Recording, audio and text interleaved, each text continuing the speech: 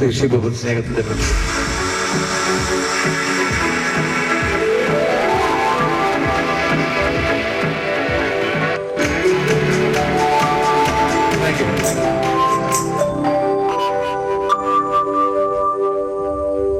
സബുജരായ ഗുരുജനങ്ങളെ, സ്നേഹനദികളായ കഥാപ്രസംഗ ആസ്വാദകരെ, ഇന്ന് ഇവിടെ അവതരിപ്പിക്കുന്ന കഥ വിശ്വവിഖ്യാതനായ ഒരു കഥാപാത്രമാണ്. മഹാഭാരതത്തിലെ ശ്രദ്ധേയനായ ഒരു കഥാപാത്രം. കഥയുടെ പേര് ഭീഷ്മ. നിങ്ങളുടെ സവിശേഷമായ പരിഗണനയ്ക്കായി ഭീഷ്മ എന്ന കഥ സവിനയം, സസന്തോഷം, സ്വാഭിമാനം ഈശ്വരനാമത്തിൽ വിനയപൂർവ്വം അവതരിപ്പിക്കുന്നു. അഭിവാദനം.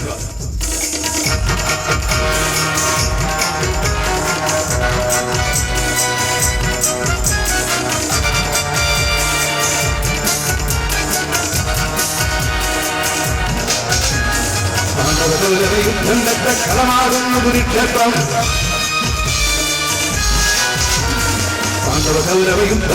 കളമാകുന്നു കുരുക്ഷേത്രം. വീരന്മാരുടെ തലയേരിയും ചോരപ്പുഴയൊഴുകും, വീരന്മാരുടെ തലയേരിയും ചോരപ്പുഴയൊഴുകുന്നു.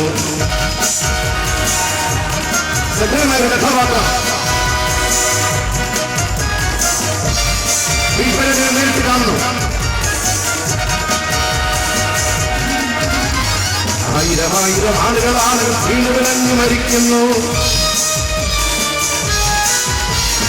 ആയിരമായിരം ആളുകളാണ് വീണുവിളഞ്ഞു മരിക്കുന്നു. മാറും വയറും തുടരുന്നു, മാറും വയറും തുടരുന്നു,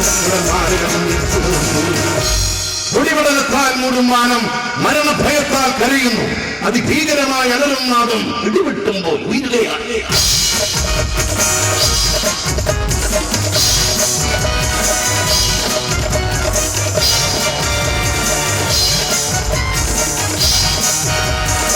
ആയിരമായിരം ആളുകളാണ് വീണുകിടഞ്ഞു മരിക്കുന്നു. ആയിരമായിരം ആളുകളാണ് വീണുകിടഞ്ഞു മരിക്കുന്നു. മാറും വയറും പുലരുന്നു, മാറും വയറും പുലരുന്നു. മഹാഭാരതത്തിലെ ആയിരക്കണക്കിന് കഥാപാത്രങ്ങളിൽ ഏറ്റവും അധികം പ്രാധാന്യമേറിയ കഥാപാത്രമാണ് ഭീഷ്മ. വിശ്വസാഹിത്യത്തിലെ അതിമഹത്തായ മഹനീയമായ സൃഷ്ടിയാണ് സാക്ഷാൽ മഹാഭാരതം. വേദവ്യാസൻ പറഞ്ഞു കൊടുത്ത് ഗണപതി ഭഗവാൻ എഴുതിയെടുത്താണ് മഹാഭാരതം എന്ന് വിശ്വസിക്കപ്പെടുന്നു. വേദപുരാണ ഉപനിഷത്തുല്യമായ ഇതിഹാസം ഒരേ സമയം തന്നെ ഒരു ബൃഹത് കാവ്യവും വിശ്വവിഖ്യാനവശമായി പഠിച്ചിരിക്കുന്നു. ഒരു വലിയ എൻസൈക്ലോപീഡിയ എന്ന് പറയാം. അതെ, മഹാഭാരത കഥയാകുന്ന ആകാശവീഥിയിൽ, മഹാഭാരത കഥയാകുന്ന ആകാശവീഥിയിൽ മിന്നിത്തിളങ്ങുന്ന ഉജ്ജ്വല കഥാപാത്രമാണ് സഹൃദയരെ നമ്മുടെ ഭീഷ്മ.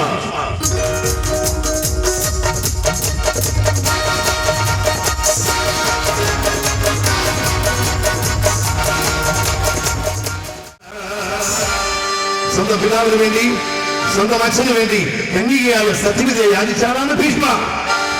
ഇപ്പൊ പരിഷ്കാരം കൂടി വന്ന് സ്വന്തം അച്ഛനെ അച്ഛാന്നും സ്വന്തം അമ്മയെ അമ്മയെന്നൊക്കെ വിളിക്കുന്ന ചിലർക്ക് നാണക്കേടാണല്ലോ, അല്ലേ? അച്ഛനെ വിളിക്കുന്ന കോഡ് ഭാഷ അറിയാലോ. ഒരു തിരുവനന്തപുരത്ത് ഒരു വലിയ ക്ഷേത്രത്തിൽ, വലിയ ജനാവലിയുള്ള ക്ഷേത്രത്തിൽ കഥാപ്രസംഗ പരിപാടിക്ക് വേണ്ടി സ്റ്റേജിൽ കയറാൻ പോവാ. കുറച്ച് പിള്ളേർ പരിചയപ്പെടാൻ വന്നു. പരിചയപ്പെട്ടിരിക്കുന്നതിൽ ഒരു പയ്യൻ പറഞ്ഞു, എന്റെ മൂപ്പിലാൻ വരും, നമുക്ക് വലിയ അങ്ങ് പോവാം. സ്വന്തം അച്ഛനെ വിളിക്കുന്ന പേരാ മൂപ്പിലാൻ. മൂപ്പിലാൻ, കേന്ദ്രം, നന്ദപ്പടി. ചിലർ വിളിക്കുന്ന എങ്ങനെയാണെന്നറിയാം, സ്വന്തം അച്ഛന് മെയിൻ സ്ട്രീറ്റ്. കാരണം അത് പോയി കഴിഞ്ഞാൽ മുഴുവൻ പോകുമല്ലോ. ഇതിന്റെ കാര്യം എന്താണെന്ന് അറിയാവോ? അതിന്റെ കാര്യം അറിയാവോ? ഈ വാക്കിന്റെ അർത്ഥം നമുക്ക് അറിഞ്ഞുകൂടാ. അറിയണം. നമ്മൾ എത്രയോ പ്രാവശ്യം നമ്മൾ അമ്മ എന്ന വാക്ക് ഉപയോഗിക്കാറുണ്ട്. അമ്മയുടെ അർത്ഥം നമുക്കറിയാമോ? എനിക്കറിയില്ലായിരുന്നു. പുരാണ കഥ പഠിച്ചപ്പോഴാണ് ഇത് വളരെ ഗൗരവമുള്ള വിഷയമാണല്ലോ ഞാൻ മനസ്സിലായത്. അമ്മ, ആ അമ്മ എന്ന് പറയുന്നത് അരുത് എന്ന് പറയുന്ന അമ്മമാർ മാത്രമേ ഉള്ളൂ. അമ്മ ജീവിതത്തിലെ ദുഃഖം, വേദന, കയ്പ്, പ്രയാസം മുഴുവൻ കുടിച്ചവൾ വ്യക്തി എന്ന അർത്ഥത്തിലും അമ്മ എന്ന വാക്കുള്ളൂ. അച്ഛൻ ഇച്ഛവർ നടത്തുന്ന ആളാണ് അച്ഛൻ. ഞാൻ ഉൾപ്പെടെ അറിയേണ്ട കാര്യങ്ങൾ നമുക്ക് അറിയാൻ താല്പര്യമില്ല, അറിയത്തില്ല. അറിയാൻ പാടില്ലാത്തതാണ് ഞാൻ കൂടുതൽ താല്പര്യം. അറിയേണ്ട കാര്യം നമുക്ക് അറിയണം. ഞാൻ ഉൾപ്പെടെ സകല ഇച്ഛവർ നടത്തുന്ന ആളാണ് അച്ഛൻ. ലോകത്ത് ഒന്നും അരുത്. മക്കൾ എന്തെല്ലാം തെറ്റ് കാണിച്ചാലും പോട്ടെ, ക്ഷമിച്ചതെന്ന് പറയുന്നത് അമ്മമാര് മാത്രമേ ഉള്ളൂ. അതാണ് അമ്മയുടെ വലിയ പ്രാധാന്യം. ഇതാ ഇവിടെ സ്വന്തം പിതാവിന് വേണ്ടി, സ്വന്തം അച്ഛന് വേണ്ടി കന്യകയായ സത്യവതിയെ യാചിച്ച ഭീഷ്മ.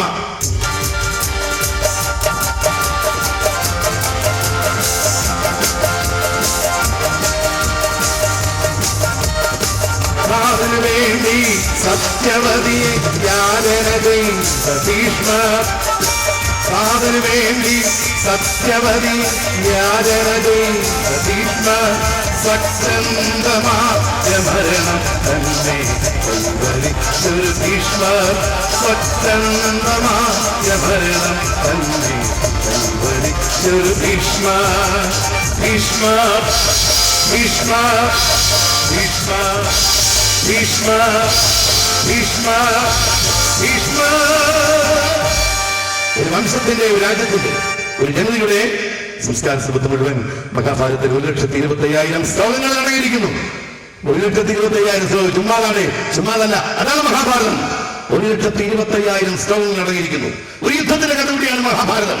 ഒരു യുദ്ധമല്ല, പല പല യുദ്ധങ്ങൾ ചേർന്ന മഹായുദ്ധത്തിന്റെ തന്നെ, അതേ അക്കാലത്തെ ലോകമഹായുദ്ധത്തിന്റെ തന്നെ വിശദവും സംക്ഷിപ്തമായ ചരിത്രം തന്നെയാണ് മഹാഭാരതം. ചരിത്രത്തെ അതിശയിക്കുന്ന ചരിത്രം, കാവ്യത്തെ അതിവർത്തിക്കുന്ന മഹാകാവ്യം, മനഃശാസ്ത്രത്തെ അഭിവൃദ്ധിച്ചു കാട്ടുന്ന മനഃശാസ്ത്ര കൃതി, തത്വചിന്തയെ അറിയിക്കുന്ന തത്വചിന്ത, അതാണ് മഹാഭാരതം. ആ മഹാഭാരതത്തിലെ ധീരനായ, ശക്തനായ, ഊർജ്ജസ്വലനായ കഥാപാത്രമാണ് ഭീഷ്മ.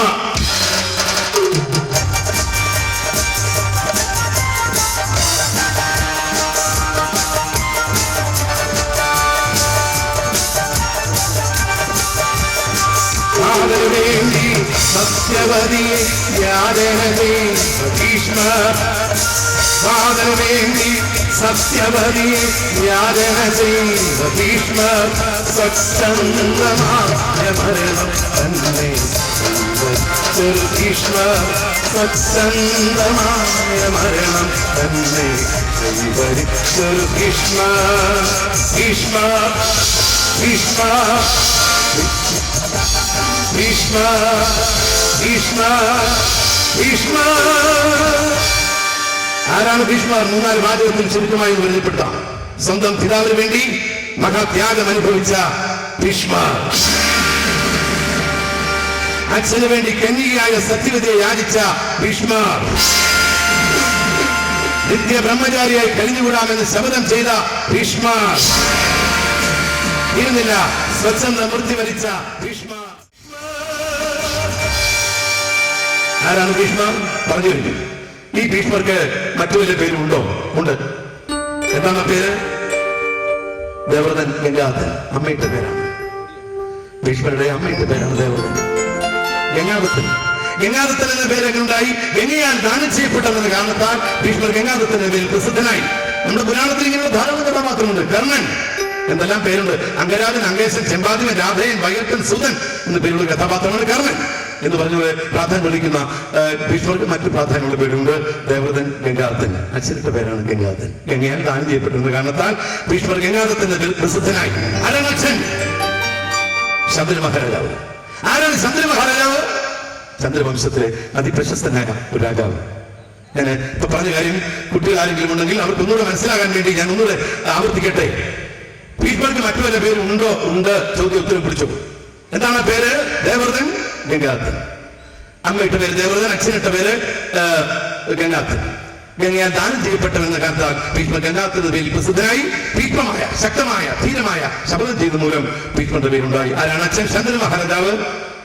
ആരാണ് ശന്തനു മഹാരാജാവ്? ചന്ദ്രവംശത്തിലെ അതിപ്രശസ്തനായ ഒരു രാജാവ്. അച്ഛനെ പരിചയപ്പെടുത്തുമ്പോൾ സ്വാഭാവികമായും അമ്മയെ പരിചയപ്പെടുത്തണം. അല്ലേ? അല്ലേ? അല്ല സ്വാഭാവികമായും പരിചയപ്പെടുത്തേണ്ടിയിരിക്കുന്നു. അല്ലെ മുരളി? അച്ഛനെ പരിചയപ്പെടുത്തുമ്പോൾ അമ്മയെ മാതാപിതാവ്, അമ്മ കഴിഞ്ഞുള്ളൂ ലോകത്താരും എവിടെയും. അമ്മയെ ഞാൻ പരിചയപ്പെടുത്താം. പക്ഷെ അതിന് മുമ്പ് എനിക്കൊരു അപേക്ഷയുണ്ട്.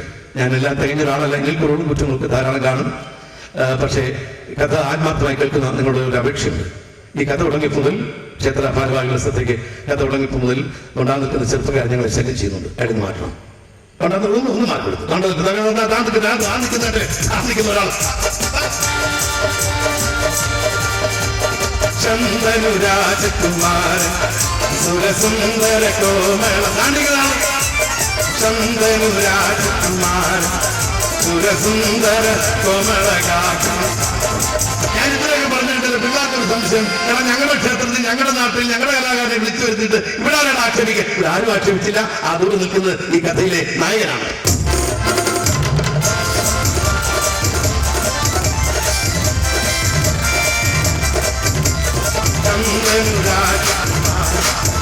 സുരസുന്ദര കോമളഗാത്ര ശന്തനു രാജകുമാര സുരസുന്ദര കോമളഗാത്ര.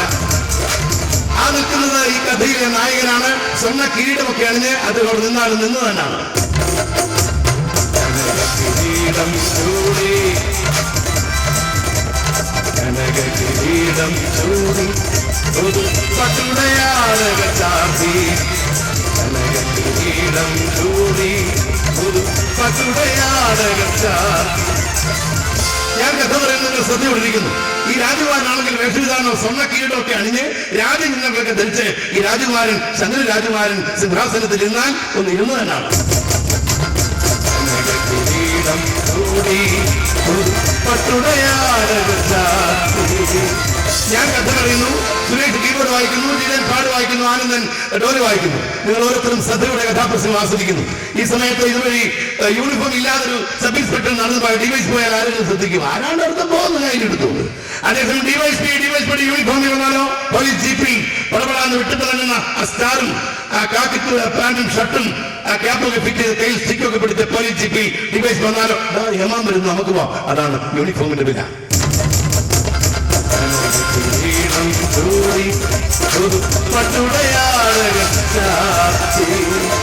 അതോട് നിൽക്കുന്ന ചെറുപ്പക്കാരനായ സമര മഹാരാജാവ് നിൽക്കുന്ന ഇവിടെ നിരണത്തല്ല, കടപ്പുറയല്ല, ആലന്തൂരത്തിലല്ല, തൃശ്ശൂരല്ല. ഇത് നിൽക്കുന്നത് ഗംഗയുടെ തീരത്താണ്. അനുസൃതമായി ഗംഗാനദി ഒഴുകുന്നു.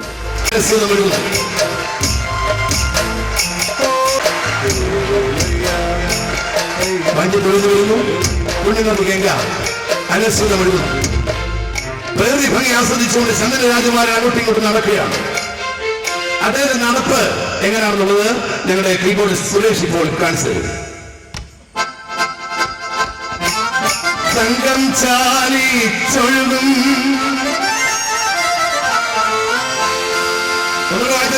തങ്കം ചാലിച്ചൊഴുകും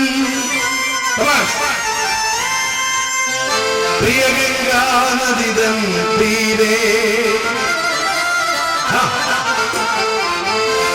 തങ്കം ചാലിച്ചൊഴുകും പ്രിയ ഗംഗാനദിതം തീരെ തങ്കം ചാലിച്ചൊഴുകും പ്രിയ ഗംഗാനദിതം തീരെ. ഗംഗയുടെ തീരെ നിൽക്കുന്ന ചെറുപ്പക്കാരൻ. അതിന് മുടി ശ്രദ്ധിക്കണം. ചുരുൾമുടി ചീകി എന്റെ മുടി പോലല്ല, ചുരുണ്ട മുടിയാണ്. നല്ല മനോഹരമായ മുടി, സമൃദ്ധമായ മുടി. ചുരുൾമുടി ചീകി മൃദുമന്ദസ്നേഹം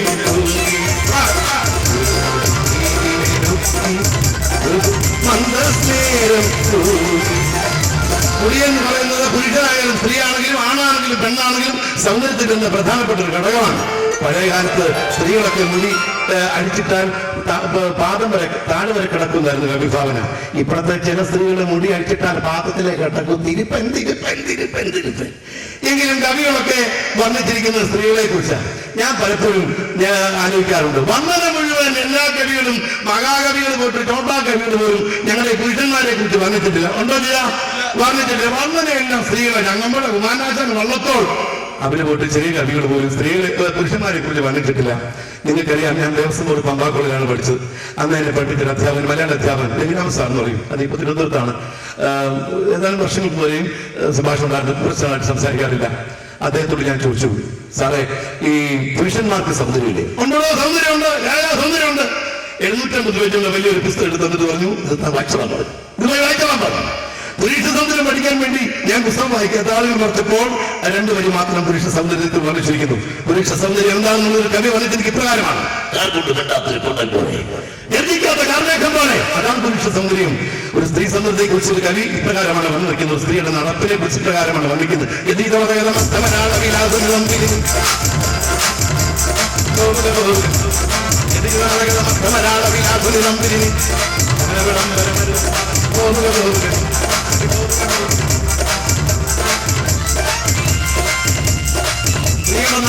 ഭംഗിയുണ്ടാവും.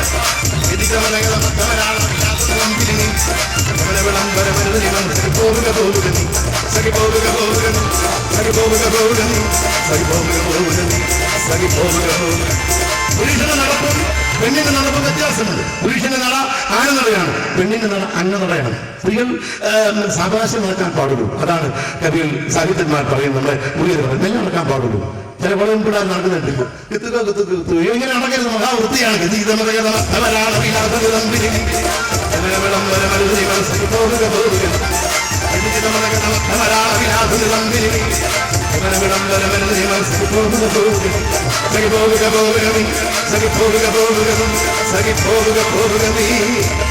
ഗംഗാ നദിയുടെ പ്രകൃതി ഭംഗി ആസ്വദിച്ചുകൊണ്ടിരുന്ന ആ ചെറുപ്പക്കാരൻ പെട്ടെന്ന് ശന്തനു മഹാരാജ പെട്ടെന്ന് ഒരു പ്രത്യേക ദിക്കിനെ ലക്ഷ്യമാക്കി അതാ നോക്കുന്നു.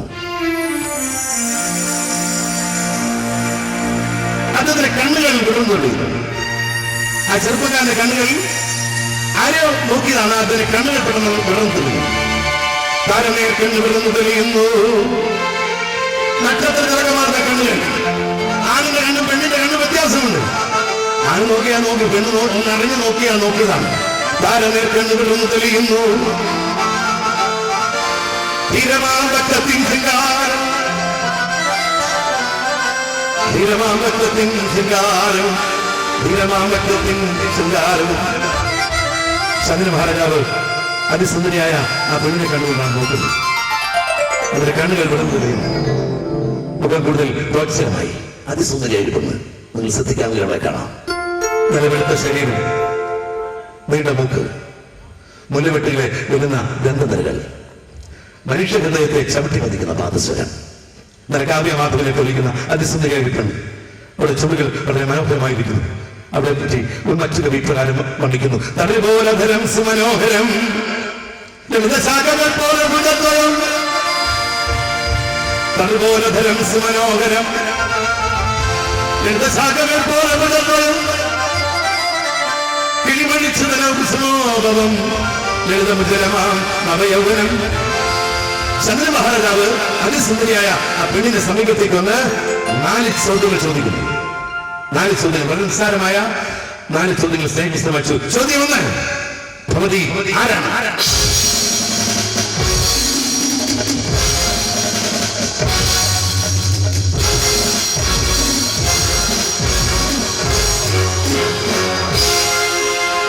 ചോദ്യം 2, ഭവതി എവിടാണ് താമസിക്കുന്നത്?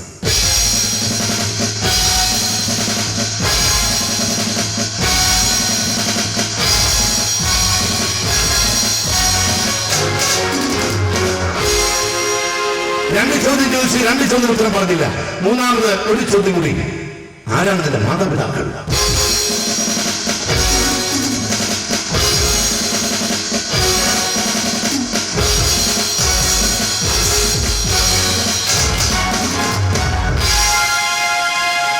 മഹാരാജാവ് 3 ചോദ്യം അവിടെ ചോദിച്ചു.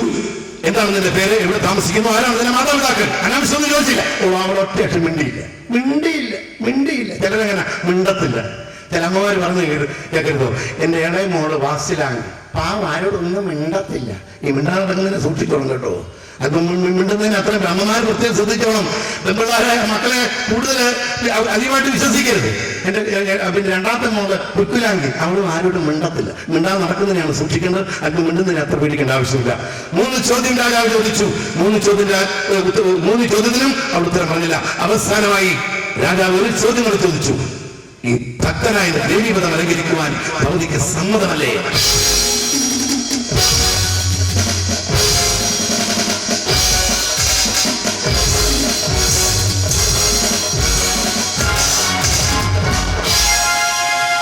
രാജകീയ ഭാഷയിലാണ് ചോദിച്ചത്. ഈ ഭക്തനായ എന്റെ ദേവീപദം അലങ്കരിക്കുവാൻ സമ്മതമല്ലേ?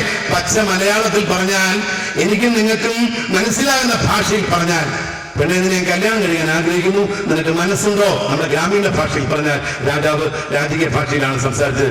ഈ ഭക്തനായ എന്റെ ദേവീപദം അലങ്കരിക്കാൻ ഭവതിക്ക് സമ്മതമല്ലേ എന്ന് ചോദിച്ചു കഴിഞ്ഞപ്പോൾ അവൾ ഉത്തരം പറഞ്ഞു. അവിടെ മറുപടി എന്താണെന്നുള്ളത് നമുക്കൊന്ന് ശ്രദ്ധിക്കാം. മഹാരാജാവേ, മഹാനായ അങ്ങയുടെ ആഗ്രഹം എന്തെന്ന് ഞാൻ മനസ്സിലാക്കുന്നു. അങ്ങയുടെ ആഗ്രഹം അനുസരിച്ച് പ്രവർത്തിക്കുവാൻ ഞാൻ തയ്യാറുമാണ്.